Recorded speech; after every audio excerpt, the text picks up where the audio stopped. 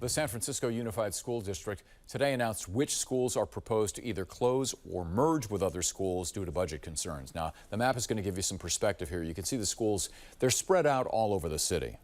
Those proposed schools are El Dorado Elementary, Harvey Milk Civil Rights Elementary, Gene Parker Elementary, Malcolm X Academy.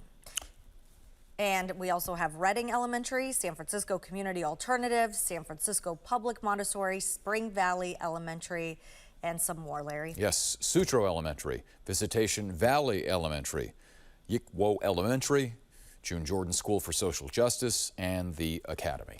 What public school parents and just about every San Francisco resident is asking is, at what point did things begin to unravel for a district that was financially stable at one point? Yeah. ABC 7's Building a Better Bay Area reporter Leanne Melendez is here with an explanation of just how we got to this point. Right. You know, and this didn't happen overnight, obviously. This has been brewing for some time now, and everybody should know that for years, there has been a so-called culture of mismanagement and even some say intimidation in the district that has kept people and issues in the dark. So we are going to report on what we know, what people have told us, because parents deserve to know.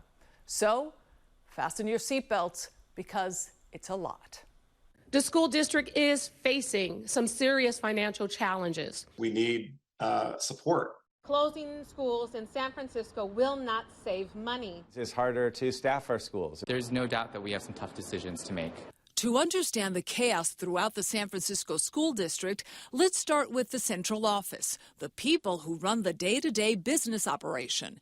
And here is information not known until now. All of those systems that are right now, unfortunately, are run by one or two senior people. They don't have enough staff there. Maria Sue was recently appointed by Mayor London Breed to lead a city team that would help stabilize things at the district. What we do know is that during the pandemic, some senior staff left or retired. I retired on July 1st in 2020. Susan Saunders, a principal at the time, told us some of the district's problems stem from what many refer to as a disconnect between the schools and the central office. I think it's just trust, and I think it's still there, that lack of trust is still there. I think what people at school sites are asking for is make us part of the conversation too.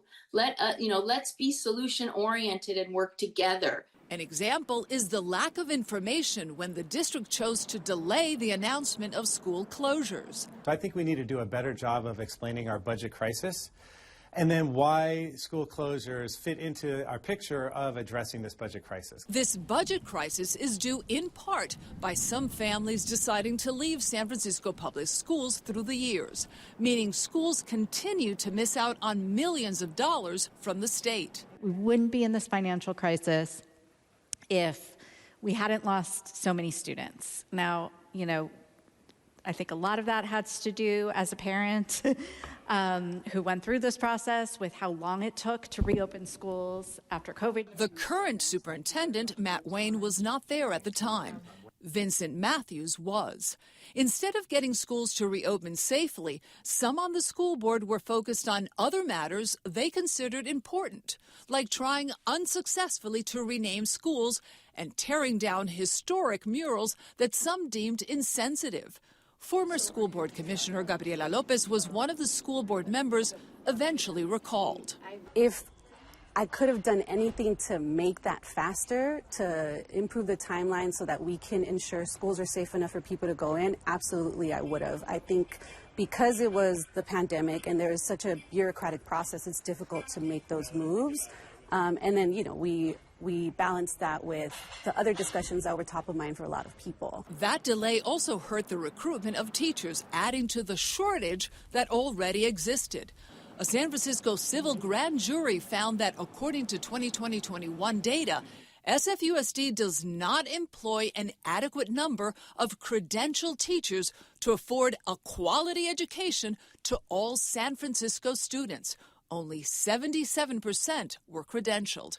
Karen Kennard was the foreperson of that grand jury. We compared it with all of the Bay Area school districts, and the Bay Area districts generally have about 82% clear credentialed teachers, so San Francisco was lagging behind all of the other school districts in the Bay Area except for Alameda. Another major revelation, SFUSD administrators were initially tight-lipped. In one of your findings, it says SFUSD administrators were reluctant to cooperate with this investigation. Could you tell us more about this?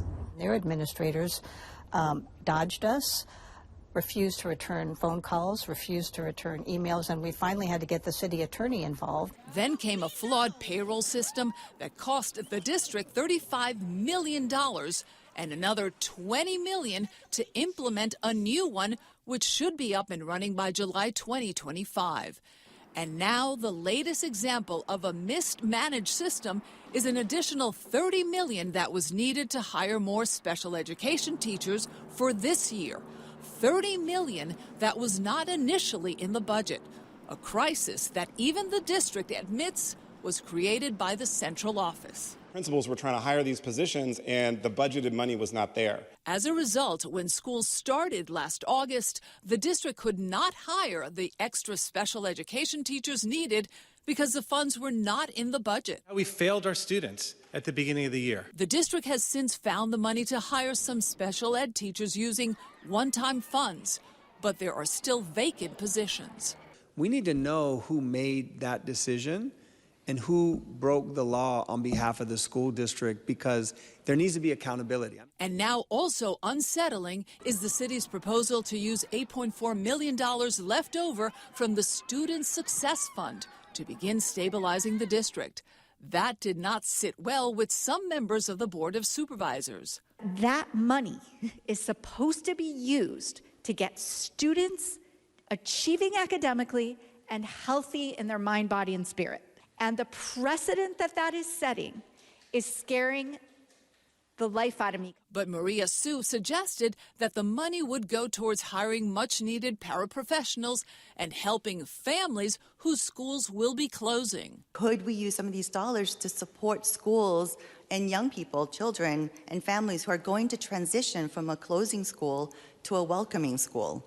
I feel like all of these things do fall within the scope of the Student Success Fund. The question now is, how can families ever trust the district to finally get things right? We're working incredibly hard to rebuild the trust with our community. So I think we're doing what we can to lay out, here's the situation we're facing, and let's work through it together. And more importantly, how do we never get to this place ever again? Now, the people from the city, like Maria Sue, are not getting paid extra for their work with the school district. Now, the head of Rec and Park, Phil Ginsburg, is also on that team. He is a father of 2 former SFUSD students, and he believes in helping the district in this time of need. They, for years, have been in denial with regard to the money and so forth. And for instance, when we would say, you know, you don't have enough students, you're losing families, they would say, put a kind of spin on it. And it was almost like saying, hey, the Titanic is sinking, but we have the band playing over here. You see? So that was a problem for years. But now they're finally admitting we have a problem because families are leaving. A lot to clean up. A lot. All right. Thank you, Leanne.